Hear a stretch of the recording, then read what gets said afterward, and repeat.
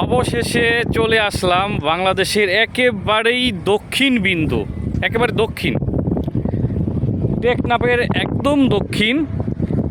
এরপরে আর বাংলাদেশের সীমানা নেই। এরপরে ওই হাতের এক পাশে হলো মিয়ানমার, আরেক পাশে হলো বঙ্গোপসাগর, আর এখানে আছে সেন্ট মার্টিনস। তো এখানে আসার খুব ইচ্ছে ছিল আমার।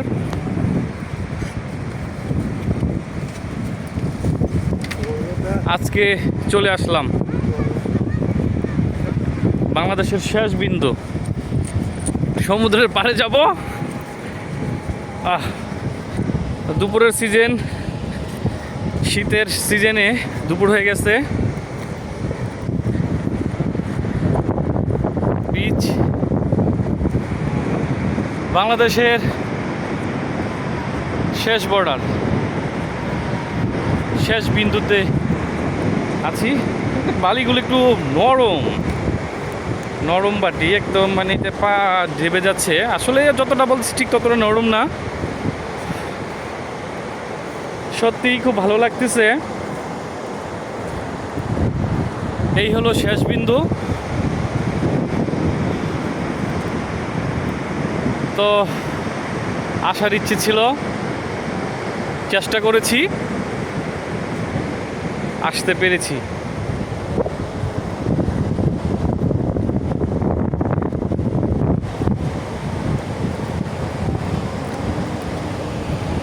এখন কিছুটা ভাটার সময়।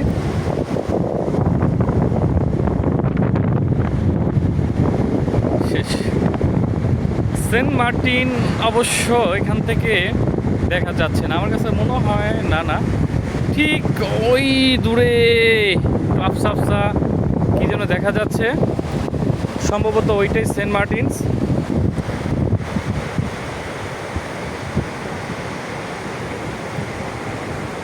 অনেক রাস্তা, প্রায় 200 কিলোমিটারের বেশি জার্নি করতে হবে আজকে, বাইক জার্নি। কক্সবাজার থেকে এখানে প্রায় 200 কিলোমিটার বেশি রাস্তা জার্নি করে আসা যাওয়ায় আসতে হবে, প্রায় 200-250 কিলোমিটারের মতো রাস্তা। তো ভালো লাগছে, আসলে অনেক কথাই বলতে ইচ্ছে করে, ভালো লাগছে।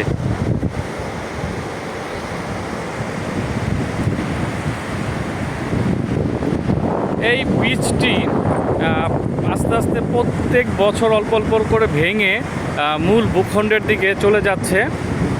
তো এখানে দেখেন জিও ব্যাগ দিয়ে এই তীরটাকে রক্ষা করার চেষ্টা করা হচ্ছে।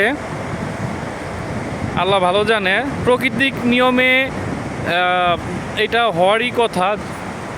প্রতি বছরই তো সমুদ্রের পানির উচ্চতা বাড়তেছে। এই যেখানে একটা ছোট্ট বাবু আছে, কি নাম তোমার? আহম্মদ। মাশাআল্লাহ, আহম্মদের সাথে দেখা হয়ে গেল। এই বিচে মানুষজন একেবারেই খুবই কম। ওই সামনে অল্প কিছু দোকান দেখা যাচ্ছে। তো হাতে খুবই সময় কম, চলে যাব কক্সবাজার থেকে ঢাকা ব্যাক করতে হবে আজকেই। তো মনের ইচ্ছা আজকে পূর্ণ হয়েছে, ভালো লাগতেছে। আমি গিয়েছিলাম তেঁতুলিয়া জিরো পয়েন্টে, আবার আসলাম টেকনাফ জিরো পয়েন্ট। টেকনাফ থেকে তেঁতুলিয়া ভ্রমণ করার যেই সবার ভাগ্য হয় না, আমার ভাগ্যে হয়েছে। তো আল্লাহর কাছে লাখো শুকরিয়া।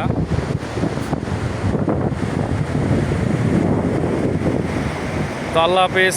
এখন কক্সবাজার উদ্দেশ্যে রওনা দিব। আমি একটি বাইক নিয়ে এসেছিলাম এখানে, এটা ওই দূরে রেখে আসছি।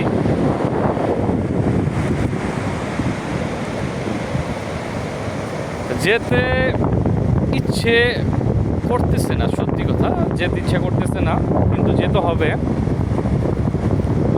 তুমি আমার সাথে আসো। যেতে ইচ্ছে করতেছে না। এই যে ছোট্ট আহমদ এখানে, তুমি কি করো?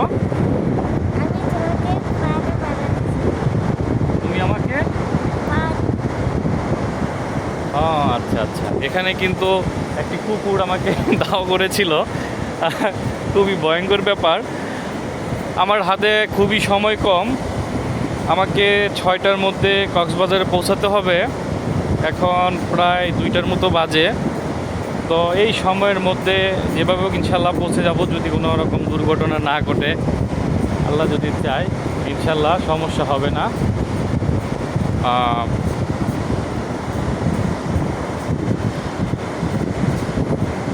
কথা বলে শেষ করা যাবে না, যেতে ইচ্ছে করতেছে না, সত্যিই বলতেছি যেতে ইচ্ছে করতেছে না। এখানে খুবই সুন্দর জায়গা। আহমদ দাও তো মুখ ধরো তোটা। হ্যাঁ ধরো, বটন ঢুকে গেছে।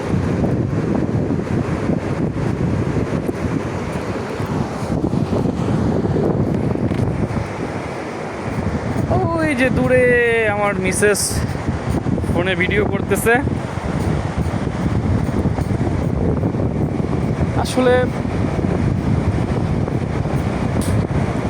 সবার কিন্তু ঘুরতে ইচ্ছে করে না।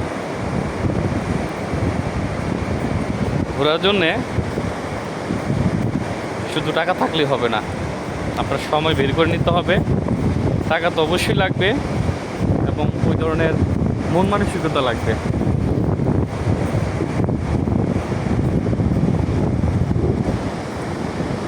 এই যে সমুদ্রের পাড়ে, আল্লাহ এটা কি জেলিফিশ, একটা জেলিফিশ। এটা কি ধরা যায়? ধরতে পারবা? মরে গেছে, উল্টাও তো দেখি। জেলিফিশ এটা, ওরে বাবা অনেক বড়। ইস, আহমদ চেষ্টা করেছিল এটাকে তুলে আমাকে দেখানোর জন্য, মরে গেছে। এটা একেবারে যে থকথকে থকথকে জেলির মতো আর কি, যেই কারণে এটার নাম হয়েছে জেলিফিশ। তো আজকের মতো এখানেই সমাপ্তি ঘোষণা করতেছি। যদিও আমার যেতে ইচ্ছে করতেছে না, কিছুক্ষণ থাকতাম। সত্যি হাতে যদি সময় থাকতো, আজকে যদি ঢাকায় ব্যাক না করতাম, তাহলে আমি কিন্তু এখানে আরও কিছুক্ষণ সময় থাকতাম, অনেকটা সময়ই থাকতাম। বাংলাদেশের শেষ প্রান্তের শেষ বিন্দুতে এসে এই অল্প কিছুক্ষণ থেকে চলে যাব, এটা আসলে বলে মনকে বোঝাতে পারতেছি না। আরও কিছুক্ষণ সময় থাকতে ছিল। যাই হোক, আল্লাহ হাফেজ।